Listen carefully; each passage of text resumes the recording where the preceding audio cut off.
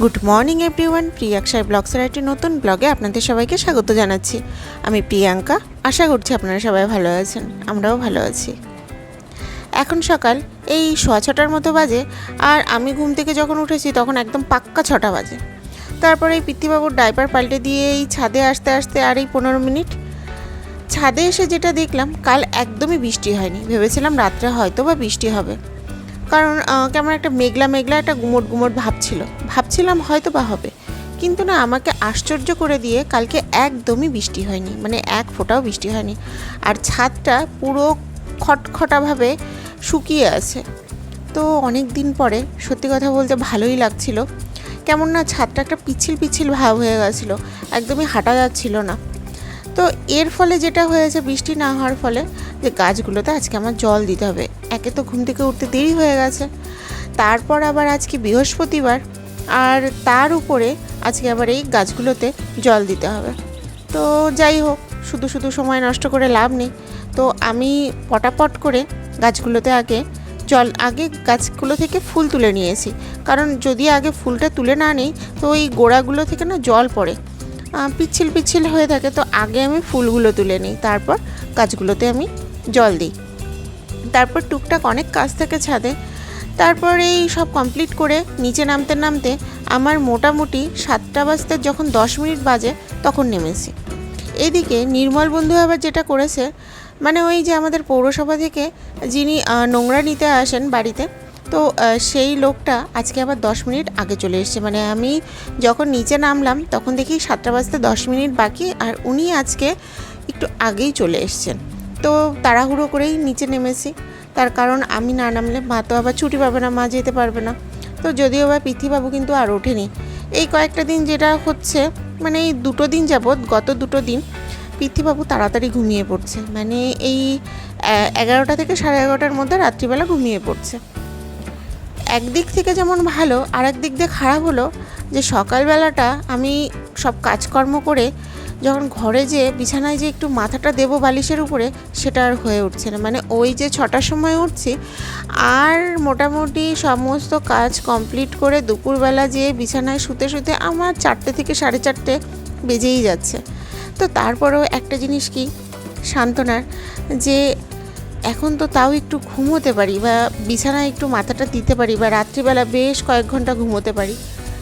একটা সময় এমন ছিল, মানে পিতৃবাবু যখন একদমই ছোট, ওকে নিয়ে যখন আমি নার্সিংহোম থেকে বাড়িতে এলাম, তখন একটুও ঘুমোতে পারতাম না। মানে 1 ঘন্টা এক নাগাড়ে ঘুম মানে বিশাল ব্যাপার, আর সেটাই আমি পারতাম না। হয়তো হার্ডলি 10 থেকে 15 মিনিট ঘুমোতাম, তার মধ্যে দেখা গেল যে আবার উঠে বসে পড়তে হতো আমাকে। তার কারণ পিতৃবাবু কেঁদে উঠতো, বা পিতৃবাবুর হয়তো ডাইপারটা বা যে কাঁথাটার উপর শুয়ে আছে সেটা ভিজিয়ে ফেললো, সেটা পরিষ্কার করতে হতো। তো এই সমস্ত কারণে আবার ওকে আবার বিছানায় বেশিক্ষণ রাখতে পারতাম না, ওকে বেশি সময় কোলেই রাখতে হতো। তো এই সব মিলিয়ে মোটামুটি আমার ঘন্টাখানেকের মতো ঘুম হতো না, মানে এক নাগাড়ে ঘন্টাখানেক ঘুমোতে পারতাম না। সেই জায়গায় তো এখন দাঁড়িয়ে 4-5 ঘন্টা ঘুমোতে পারছি, তাতে সমস্যা হয় না। আর এই যে আজকে আমার পুজোও কমপ্লিট হয়ে গেছে। আর সকালবেলার আজকে ব্রেকফাস্টে ছিল পরোটা, ডিম ভাজা, চা। আর এটা আমাদের দুপুরবেলার লাঞ্চে আজকে ছিল সাদা ভাত আর ডিমের কারি। একদম শর্টকাট রান্না হয়েছে, তার কারণ আজকে আমার একটু কাজ ছিল, বাইরে গেছিলাম। পুজো করে ঘরে এসে খেয়ে তারপরে পিতৃবাবুকে পরিষ্কার পরিচ্ছন্ন করে, ও দেখলাম এসে ঘুম থেকে উঠে পড়েছে, তারপর ওকে খাইয়ে দাইয়ে দিয়ে আমি একটু বাইরে গেছিলাম।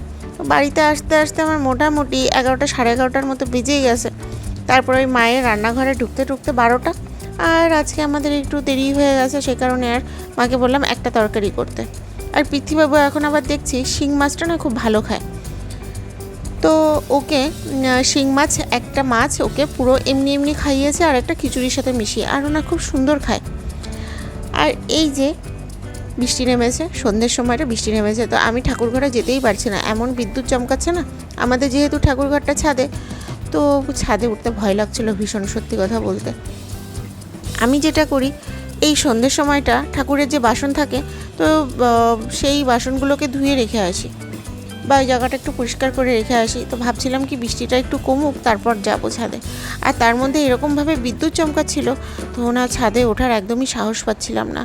তো ওই বৃষ্টিটা মোটামুটি কতক্ষণ যে হবে তা তো জানি না, তবে হয়েছে, অনেকক্ষণই হয়েছে বৃষ্টিটা। আর এরকমভাবে বিদ্যুৎ চমকাচ্ছে দেখে সত্যি ভয়ই লাগছিল।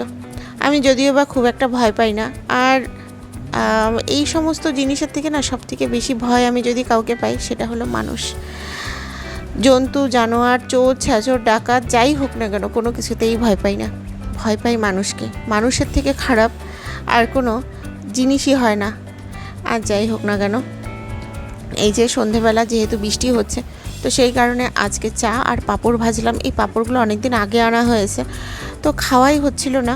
তো ভাবলাম যাই হোক আজকে পাঁপড়গুলো ভাজি, চাও করি। কালকে যেটা হয়েছে যে চা ছিল আর কালকে বাটার টোস্ট ছিল, ভাবছিলাম কি খাবো। তো সত্যি কথা বলতে গেলে যেই খেতে গেছি পৃথ্বীবাবু এমনভাবে কাপটা ধরে টান মেরেছে পুরো চাটাই পড়ে গেছে, মানে কালকে আর আমি খেতেই পারিনি। আর এই যে এই কারণে আজকে আমি এই পাঁপড়গুলোকে ভেজে চাটাকে করে নিলাম। তারপর মাকে আগে বললাম, মা আগে তুমি খেয়ে নাও, তারপরে আমি খাবো। কারণ পৃথ্বীবাবু এত দুষ্টু হয়েছে না, ওকে সামলানো জাস্ট অসম্ভব হয়ে যাচ্ছে। তো এই দিন হয়তো আর বেশি দিন থাকবে না, হয়তো আর কয়েকটা বছর দেখতে দেখতে কেটে যাবে। যখন মোটামুটি এই তো পৃথ্বীবাবুর 15 মাস হলো, তো 15 মাসে যদি পৃথ্বীবাবু এখন, তাও তো এখন ঘুমোতে পারি, এখন একটু হলেও সে বসে, কিন্তু আগে তো আরও খারাপ সময় ছিল। এই দেখতে দেখতে 1.5 বছর যখন প্রায় চলে গেছে, তো বাকি সময়টাও চলে যাবে, একটা সময় সব নর্মাল হয়ে যাবে। আর তখন এখনকার এই সমস্ত স্মৃতি মনে করে হাসবো। আর যাই হোক আজকে তাহলে এই পর্যন্তই রাখছি। আমার এই চ্যানেলটিকে আপনারা অবশ্যই সাবস্ক্রাইব করবেন, আর ভিডিওটি ভালো লেগে থাকলে অবশ্যই একটি লাইক করে দেবেন। সবাই ভালো থাকবেন, সুস্থ থাকবেন। আবার কথা হবে একটি নতুন ব্লগে, ততক্ষণের জন্য টাটা।